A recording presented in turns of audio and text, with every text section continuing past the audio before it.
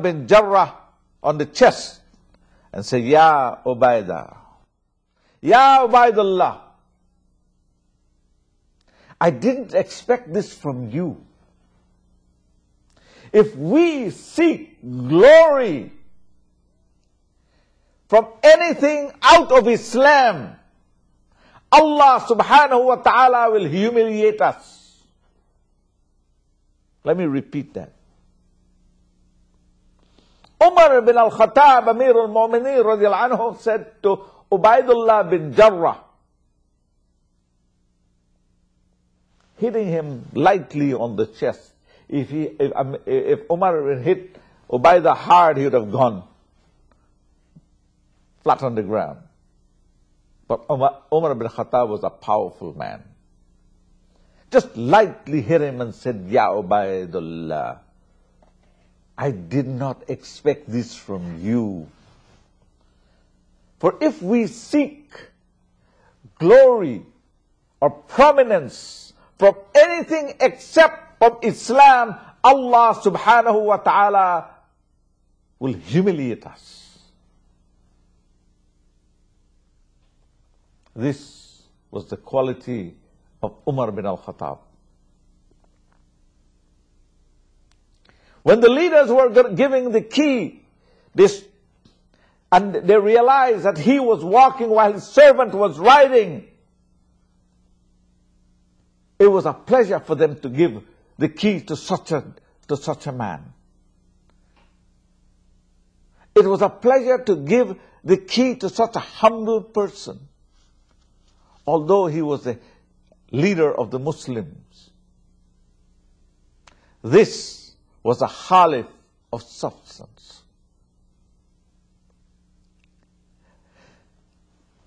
The religious persons saw the patches on his coat and said, Ya Amir al-Mu'mineen, can we count the patches on your coat? They count the patches on his coat and it totaled 14.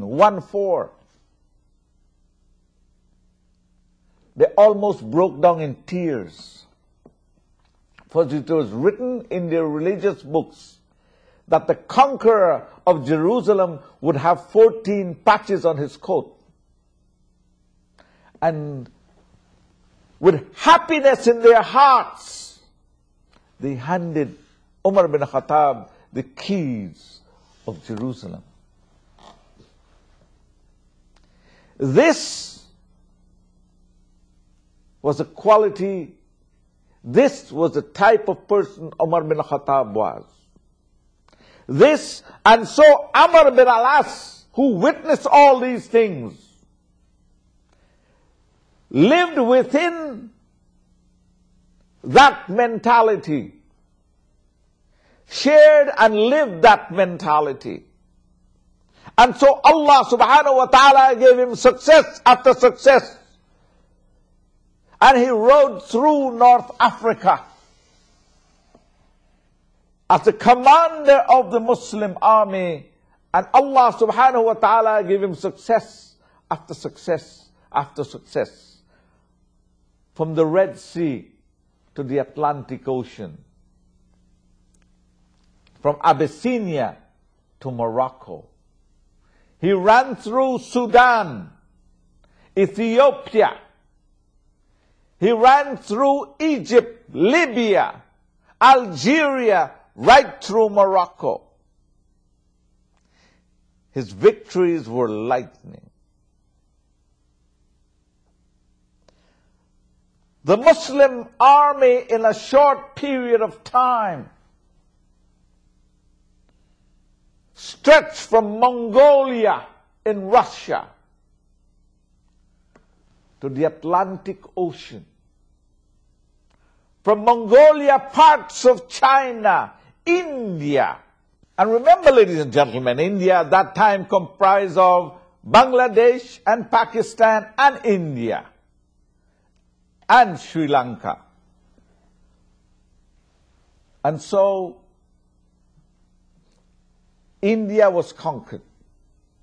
Afghanistan, Turkmenistan, Uzbekistan, Tajikistan, and all those little countries there, including Iran, Iraq, Turkey, Egypt, Syria, Ethiopia, Somalia, Sudan, Libya, Algeria, Morocco. These are just a few of the countries. Spain was conquered. The Muslim ruled Portugal for 400 years. The Muslim army was phenomenally successful. Islam rose to the heights.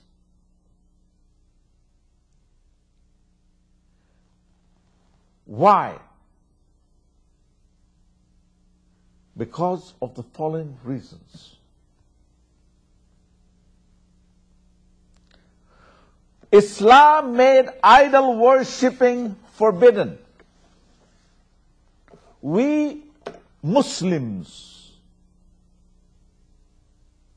follow God's law that said, "Thou shalt not bow down to any graven image or any likeness of anything that is in the heavens above or the earth beneath or the waters under the earth.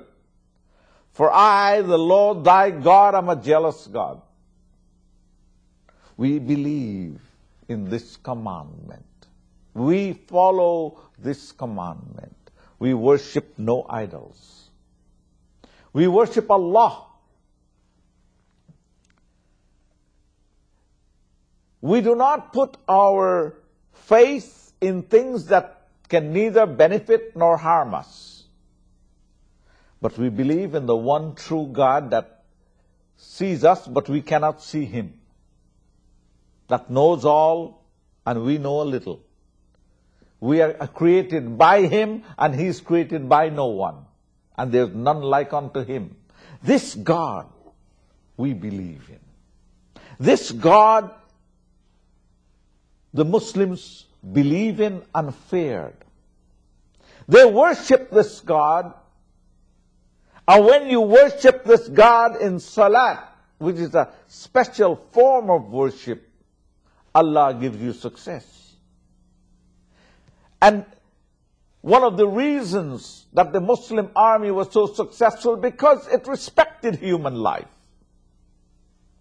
When the Muslims treated the fellow Muslims whose life became sacrosanct, their property, in the time of the rightly guided Khalif, human life was important and was never taken lightly. Wrong was forbidden. And above all, they did dawah. They preached Islam. They preach a beautiful religion that touched the hearts of mankind. And Islam grew. When they moved away from these principles, Islam shrunk. Today, you and I, when we practice these principles, our lives improve. When we do not worship Allah, when we lose our salat, when we lose that, when we do not pray 5 times a day, when we are negligent to teach our children salat, when we disrespect human life, when life doesn't have much meaning and we can become suicide bombers and all kinds of evil things, know that suicide bombing is not Islamic.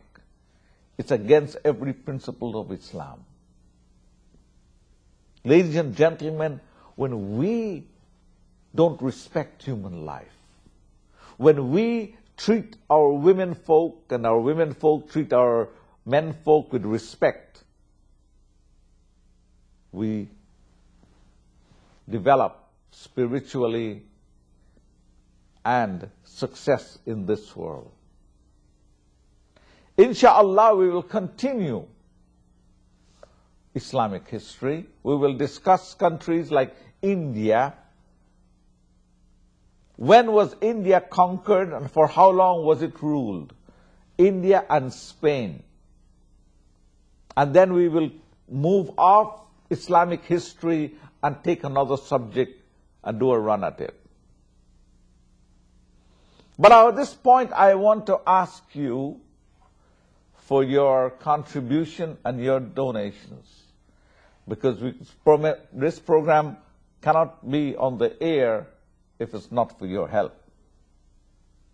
Ladies and gentlemen, another thing I want to bring your attention to is the Sheikh Deedat Center, downtown Toronto. We at the Sheikh Deedat Center are not in the habit of doing fundraising. We don't. Whatever people give freely, fine. But we are at a point now where we're doing some renovations.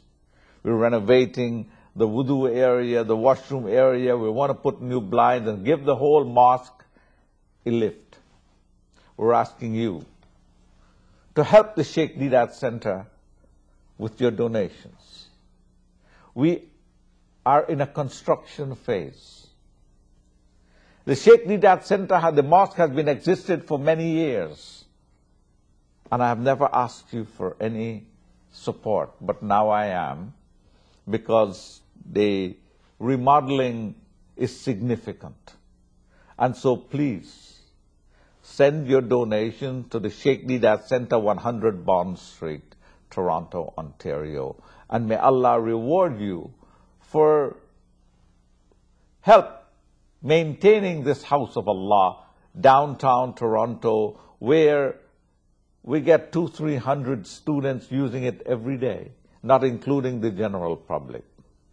So, ladies and gentlemen, please, $5 a month to support this program, and whatever you can for the Sheikh Deedat Center. We need your support for the Sheikh Deedat Center, so please help us to remodel this mosque downtown Toronto. Assalamu alaikum wa rahmatullahi wa barakatuhu.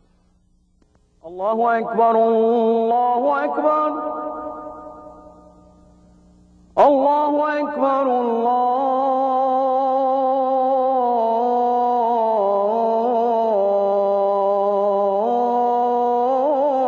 Akbar.